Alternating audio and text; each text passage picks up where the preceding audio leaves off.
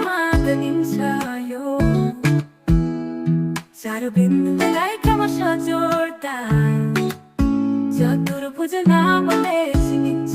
यो चार भुजाबाट निर्मित चार कोण भएको बन्द आकृति सबै कोणहरूको योगफल विचार गरौँ हुन्छ कति 360 हुन्छ सबैमा यो नियम सुस्थिर यहाँ वर्ग आयत र सङ्घा नामहरू थुप्रै त्यो पाइन्छ कहाँ स्केल लिएर नाप्छौँ लम्बाइ चाँदले देखाउँछ कोणको सच्चाइ कोण बनाउन कम्पास नै हो सही हो जाई कुनाकानी मिलाउँदा हुन्छ नयाँ खोजाइ